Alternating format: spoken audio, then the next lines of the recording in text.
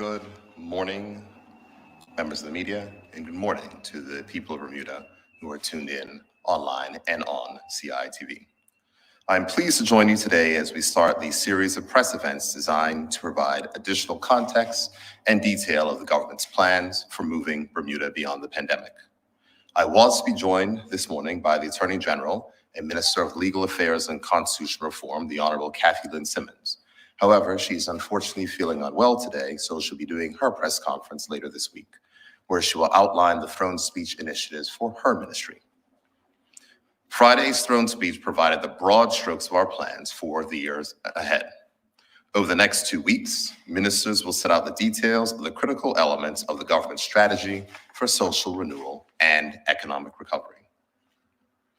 In conversation recently, I was asked how difficult economic recovery would be even without the pandemic.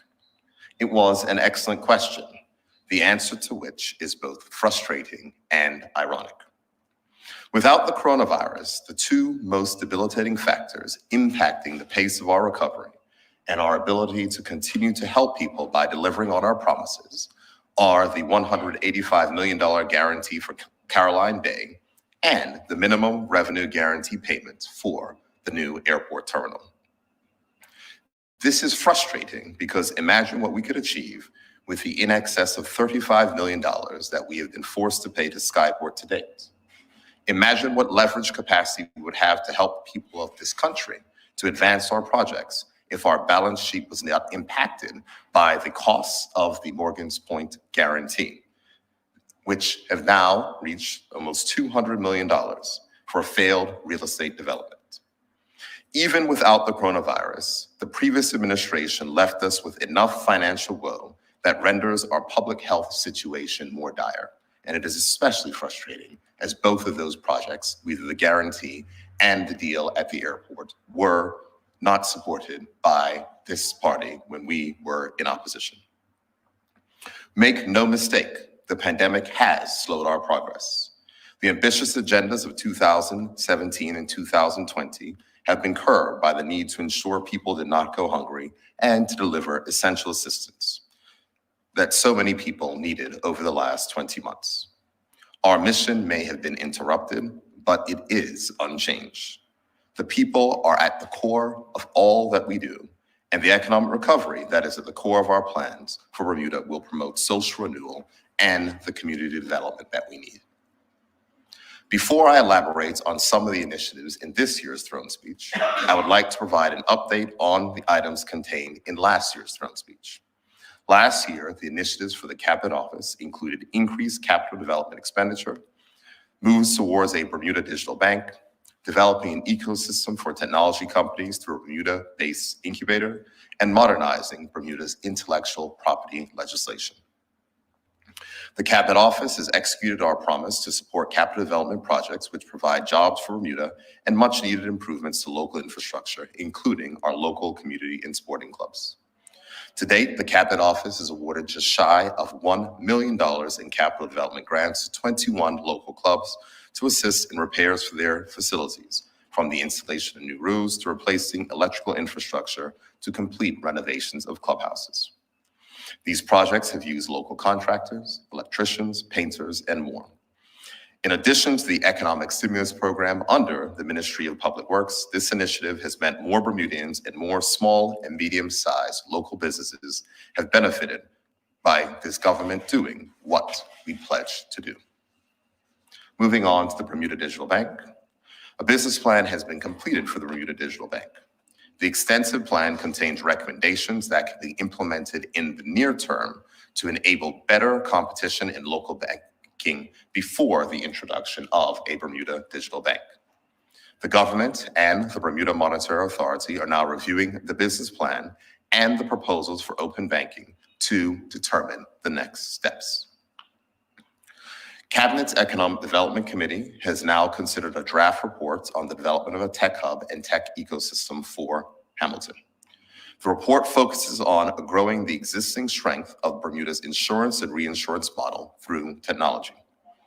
The Bermuda Business Development Agency will play a pivotal role in accelerating the development of this initiative and identifying those business stakeholders who will likewise be a part of this transformative effort. Moving on to intellectual property. Intellectual property is an evolving and complex area.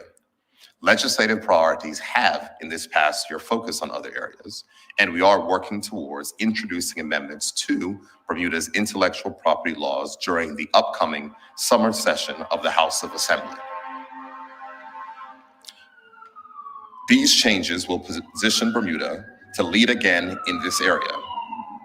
Significant revenue stands to be generated by this modernized regime, and so this too must be advanced in line with our economic recovery plan.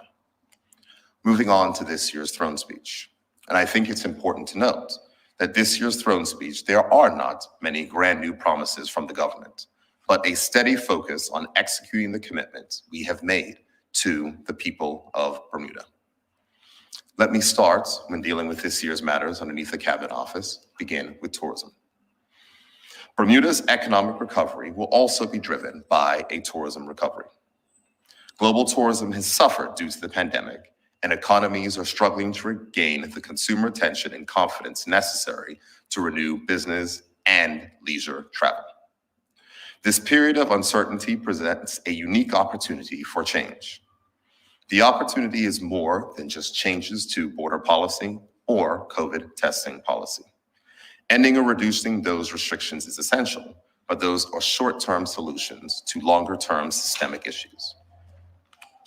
As the Minister responsible for tourism, I have a duty on behalf of the people of Bermuda to challenge the Bermuda Tourism Authority to the best they can do with the $22 million of direct taxpayer funding that they receive annually.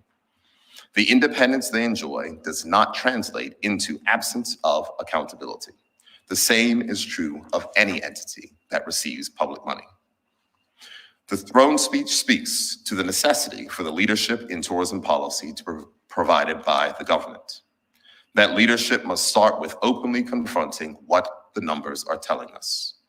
The cruise portion of this tourism economy has been increasing without parallel success required for land-based guests whose presence supports many hardworking families in Bermuda's hotels. The cruise economy is important, but Bermuda's formula for tourism success demands greater emphasis on those leisure travelers who come to stay on island.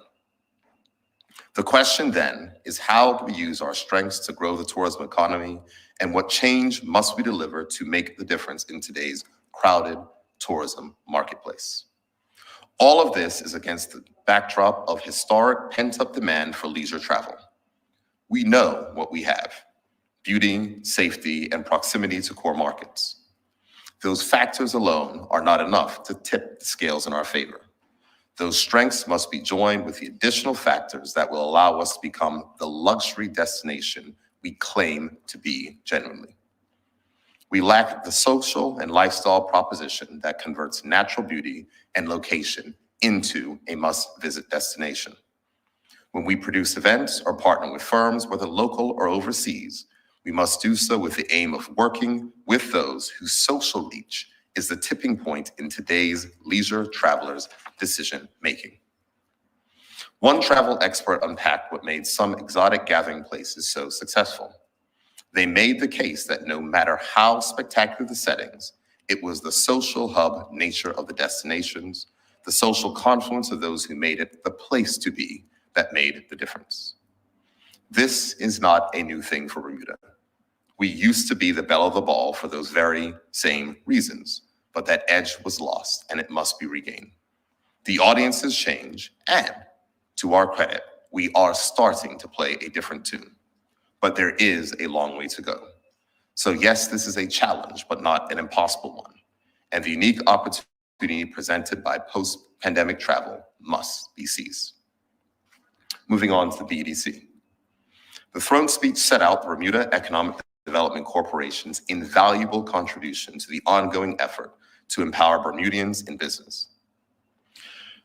In the last 20 months, the Bermuda Economic Development Corporation has provided $5.1 million in assistance to 287 local businesses. This core function is set to be enhanced with amendments to their act, which will modernize the BEDC and set the stage for the long-awaited redevelopment of North Hamilton. By extending the boundaries of the North Hamilton Economic Empowerment Zone, other historical and key sites of the area will benefit from the BEDC's work. Approved residential schemes are already provided for in law, and there will be a concerted effort to direct investment to those areas that have previously been neglected following the approval of the Northeast Hamilton Plan. The BEDC is both an advocate and an advisor on behalf of small and medium-sized businesses. And I'll be working with the BEDC's board and its dedicated staff to determine how that expertise can be deployed to support the island's communities of faith, houses of worship, and the third sector, as many churches and charities are struggling. The same people who the pandemic has impacted are the core of these institutions, and those donors who have historically supported them have reduced capacity to do so. During curfews and shelter in place, many congregations drew strength from the broadcasts and other new forms of outreach. The dedication of these sectors must be respected and sustained. Working together, we can help them navigate these times and, like other entities in receipt of assistance, emerge stronger. In closing, there have been 5 general elections in this young century. In 4 of them, the people of Bermuda had made clear the choice of this government should be entrusted to lead this country. Tomorrow is the 23rd anniversary of the first time that the people took that momentous step in 1998. Constitutional reform was signaled in that era also. And unsurprisingly, the same criticism then is being leveled now. But it bears remembering that this government is one whose actions in bettering the Bermuda Constitution brought an end to the unfair parish-based system where votes in Paget were worth more than votes in Warwick, and ushered in the decades overdue change of one man, one vote, each vote of equal value. On, we must review and revise laws related to public access to information, strengthen privacy laws, and yes, reform and upgrade our Constitution. The Attorney General was to join me this morning, but as she is not here, she will be doing a press conference later this week, and I'll defer questions dealing with the issue of constitutional reform and public access to information reform to her, as she's best positioned to speak to the specific issues. The throne speech spoke to the imperative for change and how changes deferred are now an imperative for survival. We cannot stand still as a government or a country. We must adapt, be bold, and collectively take ownership of building a better future for Bermuda. If we wish to see that better future, then our work for change must continue and be unified effort amongst all Bermudians. The change in which we must all participate will lead to success in our economic recovery. The change in which we can all play a part will renew our communities and restore hope to our young people, dignity to our family, and continued comfort for our seniors. Thank you, and with that, I'm happy to take any questions from members of the media. Members of the media, please state your name and your organization. We'll start here. Okay, Kendall Trott with Bermuda Broadcasting.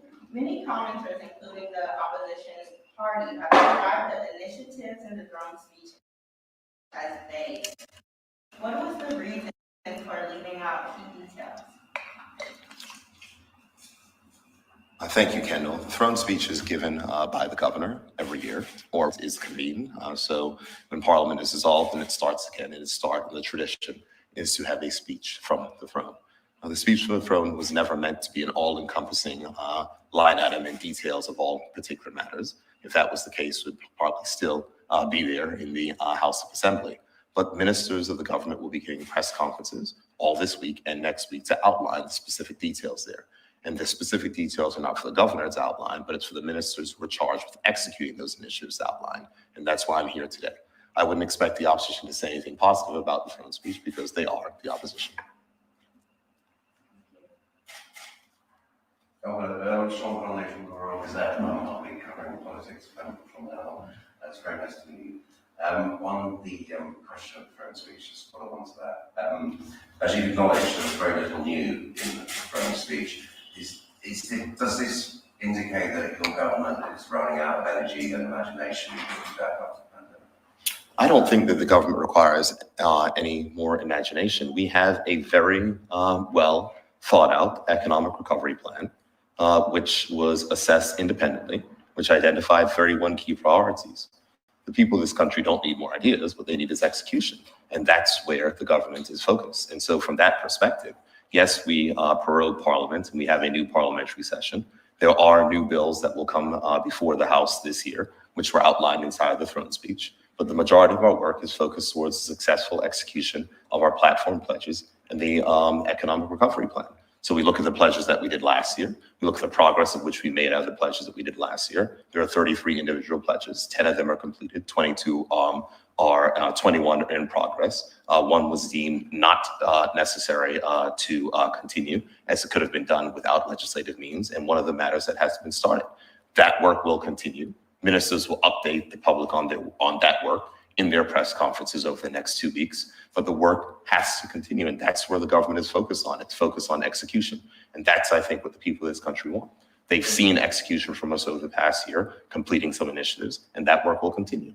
There was quite a point to get the performance of the BTA. Can we take it that the BTA's days are numbered in its current form? I don't think so. I don't think that there's any issue with the way that the BTA is currently structured.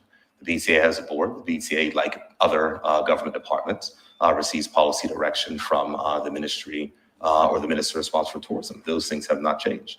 The BTA is responsible for sales and marketing. It's not a question to dig on the BTA. It's no difference than Skyport or other entities. We have to work together.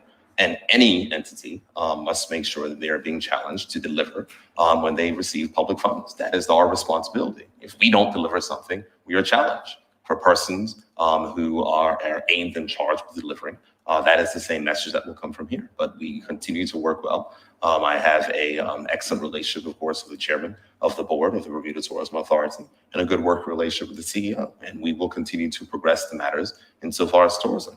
You heard me say inside of my remarks this morning that we are beginning to sing a different tune. This isn't going to happen overnight, but we are going to continue to work in press. But it is the responsibility of the government to set tourism policy, because we will be the ones that will be held accountable if matters are not delivered.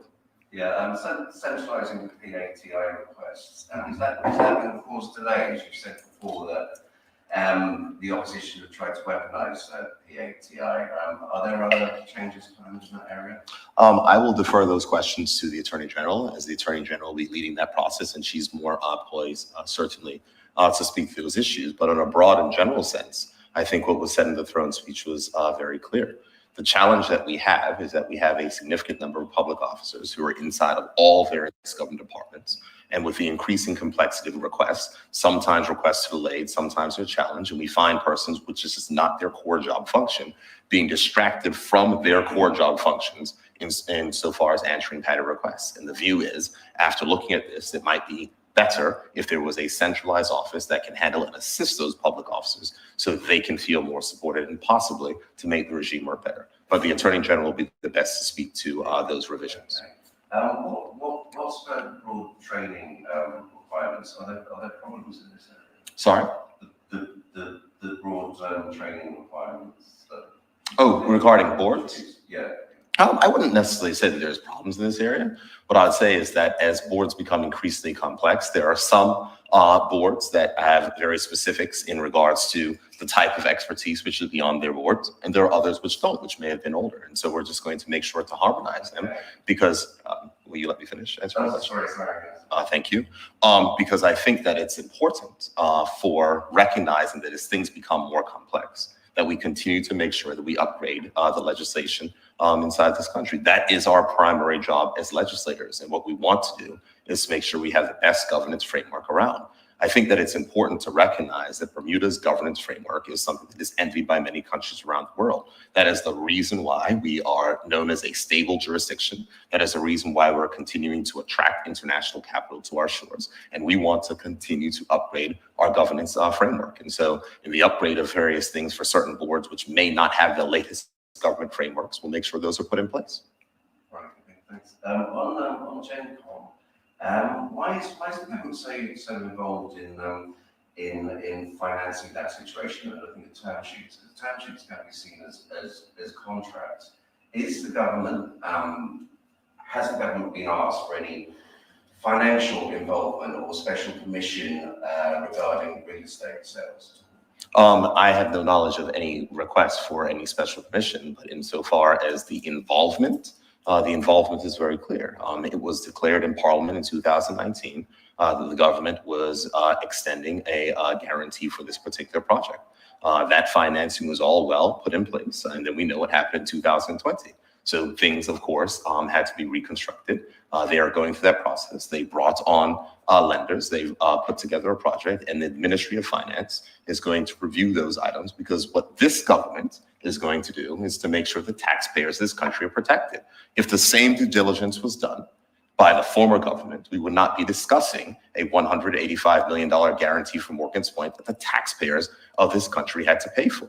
Our Minister of Finance does things by examining things at their merit and making sure that the taxpayers of this country is protected, because he knows that our balance sheet cannot afford failure. So we are working through that process, and the country is grateful, and I'm grateful personally to have a Minister of Finance that can ensure that taxpayers are protected. So we're going to go through this. It's not easy. It's not expected to be easy, but what we're going to do is make sure that what comes out in the end will make sure that taxpayers are protected and we can advance. Looking at things like term sheets, that's very, very detailed and involved, and that would suggest some kind of other linkage or connection between the government and the project. I would not say so. What I would say is that I don't think that was any different than what was the deal that was put together for the guarantee at Morgan's Point. If you're guaranteeing a project, you want to know all the details of the project. That is due diligence. That is the way that this government works. That is the way that the Minister of Finance works.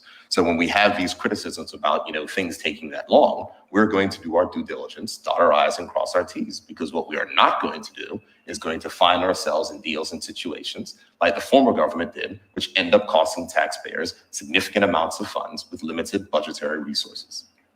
Okay, thanks. David Burt, the Minister of Public Works, he hasn't been seen in public for quite some time. Is there a situation going on there? Because should the public need to know what's happening? Because it's such a key role in government and rebuilding.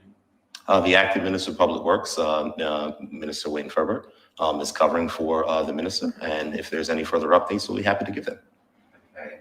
I know the Attorney General can't be here today, but the constitutional changes, would that be more domestic things like, within boundaries and stuff like that, or would it be relations with London?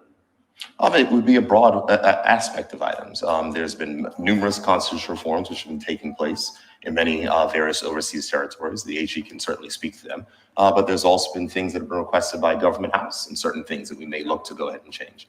Constitutional change happens in a bipartisan process. It's always happened in a bipartisan process, and it will continue in a bipartisan process. And so from that perspective, I am certain that there are changes that will want to be advanced, but the Attorney General will be best placed, certainly, to speak to those particular issues. But absolutely, constitutional modernization is something that is important and is taking place in all overseas territories. You did say last year that very similar things, nothing actually happened. Are you afraid of taking that out? I wouldn't say that nothing actually happened. What I would say is that the Attorney General is doing her research, making sure that she's collating various items. And to say that nothing has happened is, I don't think is, I would say, respectful to the work that is being done by the dedicated public officers, having to deliver as much as they've had to do over this past year in incredibly difficult circumstances. We may have an ambitious agenda, which was laid out in our first throne speech. Items and matters are continuing to progress. And I don't think that the government fears anything. We're going to approach it in the way which works best for the country. Finally, can you flesh out any more on the children's legislation and the cybersecurity perhaps of the process? Cybersecurity falls under the Minister of National Security, and the Minister of National Security, I believe, will be giving a press conference next week, so she can certainly speak to that. And the children's legislation falls under the Minister of Social Development and Seniors, who will be giving a press conference next week, and so she will certainly be able to speak further to those matters. Okay, great. And we have one last question from the Bermuda Broadcasting. Yes, Kendall with Bermuda Broadcasting, Kendall Trot. What is your vision in the next couple of years for tourism and hotel development? What we want to make sure is that Bermuda is recognized as a luxury destination, and we need to make sure that we upgrade our hotel stock. So my vision would certainly be a redeveloped Fairmont Southampton Princess, certainly the project on South Shore, with the former site of the Grand Atlantic. We want to make sure that was up and running. We know that there's going to be continued development in St. George's, the construction of the marina in St. George's, and the redevelopment efforts that are going to take place in the town of St. George. And I think that what's best important to note is that Bermuda needs to be more relevant. And so there needs to be a reason to come. It cannot just be beauty and sand. And so there is the need to continue to develop on-island capacity for events. There's still the need to make sure that there are more things that are taking place here in Bermuda that can be supported by a local community and attract visitors. So this last weekend, for instance, saw a preview of Black Golf Weekend, something that the BTA is adding to their calendar of events, which will take place after our annual PGA tournament. And it's things like that that can extend the season, that can happen in the shoulder months, April and May, in addition to the months of October and November, that will continue to extend our tourism season. So I think the future is certainly bright, but that is the vision. Bermuda has to become more relevant. What is good to know is that we are beginning to make the transition. So when we look at the luxury products, such as the St. Regis Hotel, certainly with the Lauren, an upgraded Fairmont Southampton Princess property, and the addition, those things are at the Bermudiana Beach. Those are additional stocks to our hotel development properties. We know that there's a new body that took over Cambridge Beaches, and we know that they're going to be making investments there at the Cambridge Beaches property as well. So it's about making sure that we continue to upgrade our stock, to make sure that we continue to attract investment into the space, and make sure that we can deliver value to the tourists who want to come to this country. So we are starting to make progress. It is long term. It is not something that's going to happen overnight, but as I said, we are beginning to sing a different tune, and we must make sure that Bermuda is more relevant. Thank you, members of the media. Mr. Premier, thank you. That concludes our press conference today. All right, thank you.